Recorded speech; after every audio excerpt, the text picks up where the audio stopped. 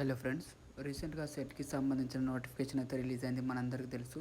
Okay, pattern వచ్చి కూడా మీకు తెలుసు. 2 పేపర్స్, ఒకటి 50 questions first paper, second question 100.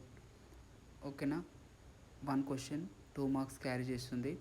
Total 300 score. ఓకేనా, ప్రాసెస్ అంతా మనం చూసుకోవచ్చు. ఒక నెక్స్ట్ చూసుకున్నట్లయితే యాక్చువల్గా 10th డేట్ అని చెప్పారు అప్లై, కానీ కొన్ని రీజన్స్తోని అది 13 డేట్ రోజు పోస్ట్పోన్ చేయడం జరిగింది. అప్లికేషన్ డేట్ అనేది మనం ఇక్కడ చూసుకోవచ్చు. స్పెషల్గా application will be available from 13th October అని చెప్పేసి అన్వర్డ్స్ అని అక్కడ మనకు మెన్షన్ చేశారు. వెబ్సైట్ అప్డేట్ చూస్తుండండి.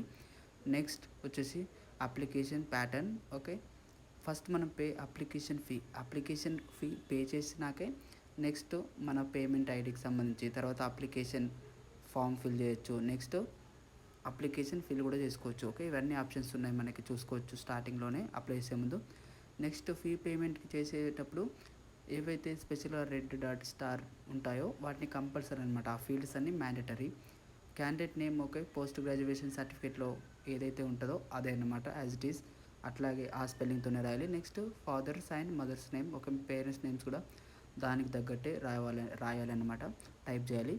నెక్స్ట్ వచ్చేసి ఇక్కడ ఫీల్డ్స్ ఆధార్ నెంబర్ చూసుకోవచ్చు మనం, పీజీ హాల్ టికెట్ నెంబర్, అలాగే మొబైల్ నెంబర్, అదేవిధంగా candidate name as per PG. Okay, PG degree certificate.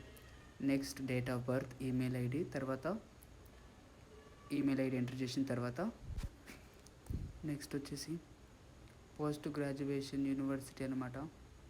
Okay, అది రికగ్నైజ్డ్ బై యూజీసీ. నెక్స్ట్ వచ్చేసి జెండర్ మనం చూసుకోవచ్చు, అక్కడ జెండర్ కూడా సెలెక్ట్ చేసుకోవాలి.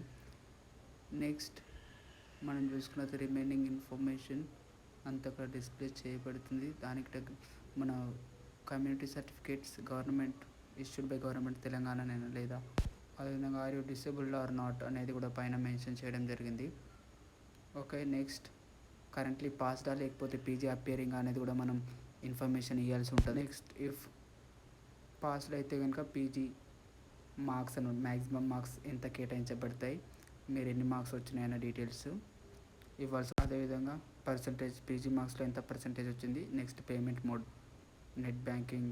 ఓకేనా, అదర్స్ అక్కడ క్రెడిట్ కార్డ్, డెబిట్ కార్డ్ చూసుకోవచ్చు. Next last accept terms and conditions. ఓకేనా, అక్కడ మెన్షన్ చేయబడిన టర్మ్స్ అండ్ కండిషన్స్ అన్నిటిని యాక్సెప్ట్ చేయాలి. నెక్స్ట్ డిక్లరేషన్ ఫామ్ అనమాట, చూసుకోవచ్చు. I here by declare that I have carefully read and understood the detailed notification eligibility criteria and syllabus related to the examination. I have thoroughly verified and confirmed the accuracy of all details. ఓకేనా, ఇవన్నీ details compulsory డెఫినెట్గా అవన్నీ మనం వాళ్ళ క్రైటీరియాకి అనుగుణంగా మనం apply చేసినామని వాటన్నిటిని యాక్సెప్ట్ చేసి మనం ప్రొసీడ్ టు పేమెంట్ పైన క్లిక్ చేయాలన్నమాట.